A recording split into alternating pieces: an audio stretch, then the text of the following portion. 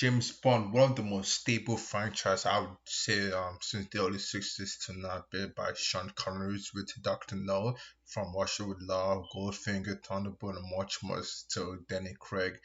The latest movie in 2021. No Time to Die. Can't believe it's been 2021 since we last saw James Bond in action. And I'm guessing hopefully in the 2027, 2028 a new James Bond movie can be arriving down to the movie theater next year, but who knows? I would say one of my favorites is Sean Connery by Dr. No. Goldfinger is a classic, and also Octopus. It was also a funny one. I actually enjoyed Casino Royale too. It's a fun movie to watch too. But this video, I wanted to touch upon some of the most well-known. Credits goes out to Geeksy Gamer, Alex Gresser. But the title say top five James Bond opening title sequence you need to know. Title sequence are what symbolizes the setting of James Bond, like what you'll be getting, what the audience will be getting. So I want to share this article out. So one of the staples of the James Bond series is the opening title sequence. Traditional, although it took a couple of movies to get to the beloved and now likely gone forever Bond formula down pat. A Bond movie opens with the gun barrel, in which, to oversimplify it, Bond takes out an enemy agent who has 007 in sight, as this is followed by a pre-title sequence and exciting scene in which Bond completes a mission that may or may not be connected to the film plot. Contrary to what funny Bond experts will tell you, I like that. They almost always connect somehow, and I truly agree. Every title of sequence of openings will sometimes connect to the whole setting, and people can get to know what the story is about. Even in the 80s of Doctor No to now, the title sequence is what symbolizes James Bond. And after that comes the opening title sequence, in which the new Bond song plays over the opening credit, while a dazzling visual sequence gives us a glimpse of Bond's what was suggested of the plot. As this article goes out, listen to some of the top five title sequence of James Bond. So, but which are the best one? What are the classic James Bond opening title sequence that is everything you want in this next couple of Bond film? So it breaks down the top five, let's say in chronological order. We have Thunderball. I'm gonna play this video like a short video of it, like 10 seconds, so we don't get copyrighted or something, guys. But I'm not sure. Let's take a look.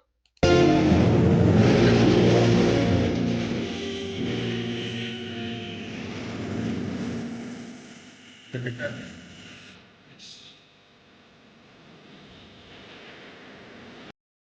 As this plays out, you can see the video of Vid giving it all the story of what the setting will take part, and it's a beauty. Thunderbolt, it's absolutely a beauty by Sean Connery. You can see the background, the color pattern. It symbolizes classic. It symbolizes artistic. It's very visual faced. Top 5 Thunderball 1965. The fourth film in long nonsense was made during the time when each James Bond adventure started to outdo the previous one in terms of grand stories. Like this time, Sean Connery playing 007 went to Nassau to find a pair of nuclear weapons that had been hijacked by the recruiting nemesis known as the Spectre, the evil organization Spectre, which I truly enjoyed. Taking place primarily in the Bahamas. As this film has a lot of scene like in the ocean, in the waters. There's even in the old film there's also like a massive underwater battle between the US Marines and the arm of the Spectre agents with Bond using a sub up underwater jetpack as you can see. It's it's really a visual feast. Next, moving on to like on a Majesty Secret Service in the 1969. I can play this clip of it. This never happened to the other fellow.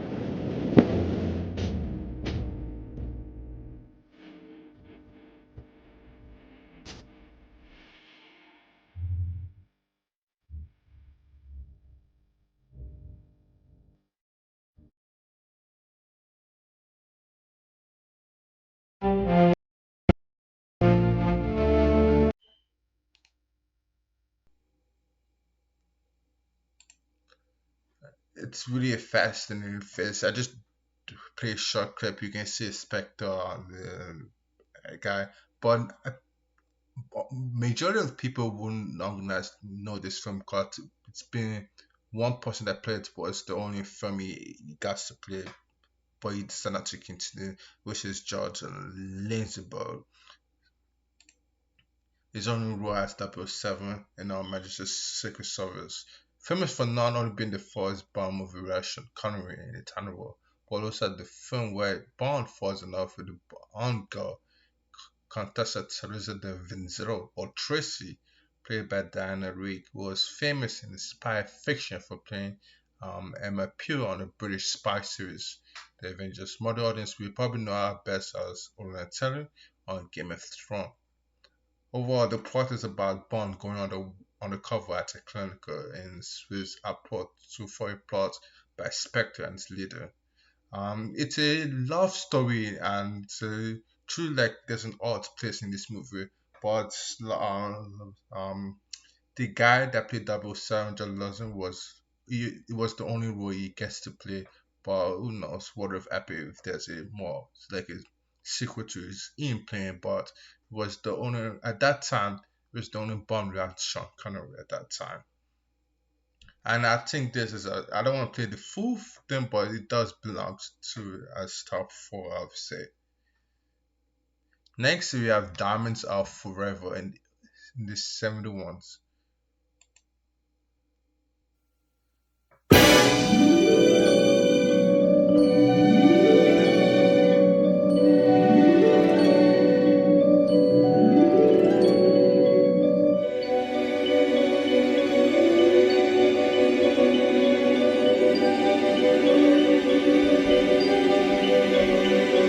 Diamonds are forever. They are all I need to please me.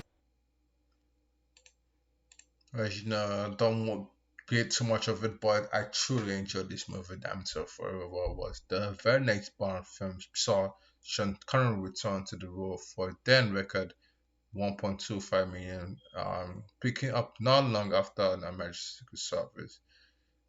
The whole plot of this is that he's spent sent after a diamond smuggling, tracing the pipeline from Amsterdam to Vegas, where you find much more sinister plot. It's ideally involving space, laser, or crime. Or it's a familiar face of getting Sean coming back into the world of James Bond. And the opening title, as you know, it's really good. It's a catchy. If you play it, you know it's a James Bond movie. Next, The Spy Who Loved Me.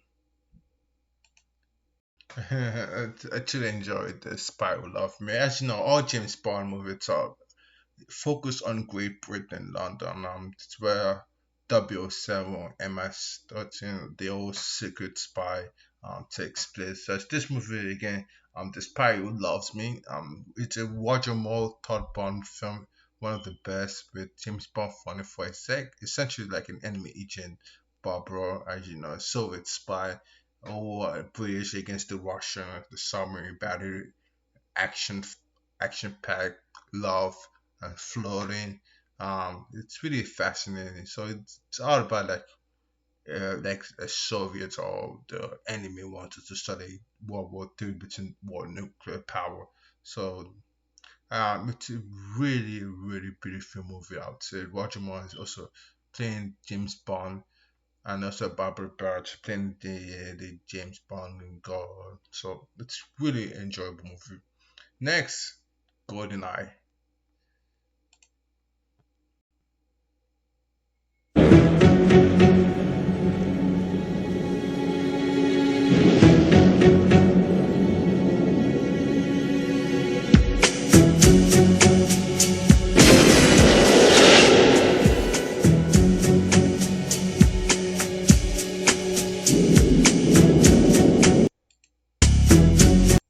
Do what I please.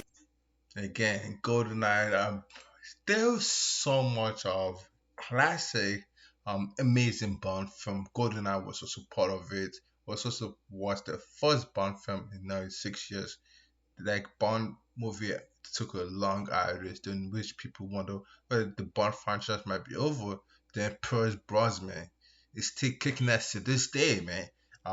Playing the role of Bond, putting the fan back in the shoulder, carrying the Bond franchise, and I truly enjoy this movie. Goldeneye took Bond into like more of a modern era film, but not in the option like no like Daniel Craig did, but it was truly a movie of its time and still stands today. This movie again, Bond faced a post-Cold War era in which old KGB enemy were now gangster chasing the almighty dollar. It's truly a classic from Brosnan plays his role to the top as you want a Bond person to play this role. Um, it's truly so. As we wrapped up, I want to say thanks to Geeks and Gamer for for this oracle again. GoldenEye, truly opening title sequence of number one, I would say. Also we have The Spy Who Loves Me, number two, Diamonds Are Forever, number three, our number Majesty Secret Service, number four, and Thunderball, number five. I was wanted to share. Who's up to play the new James Bond movie? Who's up? We have Henry Cavill. As we can exit this out, we have Henry Cavill. I'm a huge fan of Henry Cavill with The Man of Steel, with Superman, with some of the most Netflix series you can find too. The Witcher 2. Henry Cavill, I would say Henry Cavill as well. Even I think in his younger days, Henry Cavill wanted to play James Bond, but he was too young at that time. So, he looks the part. And also we have let's see, according to Polymarket, Cam Turner is currently there at 20%. Hey, do I see him as Bond? Sure. I think it could also it could be a Bond villain too, but I do see him feeling the young generation. He could play the Bond. And also we have let's see, followed by Aaron Taron Johnson, the guy who plays Kick-Ass. Yeah, I don't see Aaron Johnson as Bond, but it's at 6% and Jacob Erd at 3%. The guy who was playing teen drama. I would say it's between Cavill, Turner, those two. I would love to see him be as the new James Bond with that likely. Constituting 20%. And return Johnson, like we mentioned, 6%. I don't see him as Bond, but okay, Jacob, all is odd too. 3%. I don't see him as Bond too. Oh, Theo James odd at 2%. Hey, I like his movies, his TV series. Maybe like as he plays Brady's show well, but I do see Henry Cavill. We need some old Bond. Give us some old Bond. James Norton could be like a villain, play villain, but yeah, give us some. Hey, check out Polymarket to see who could be the next Bond actor. Hopefully, we get to see the new Bond film. I want the corner soon enough. But given all this role, Doctor No from Russia with Love, Diamonds Are Forever, If Nowhere to Kill, Golden Eye, License to Kill, Tomorrow Never Dies, Spectre, Skyfall, No Time to Die. We need some new Bond film, but with all this film, the whole is to my book Beast. Hey, you can might have some C's with Never Say Never Again, or if you to kill, or No Time to Die, but 85% of all Bond film are is to me. So let me know what you guys think about this major of what the video was about. Top 5 James Bond opening title sequence. Post your thoughts down in the comments. Like the video if you haven't subscribed. And we're getting this channel back. Thank you guys for watching, and I'll catch you later.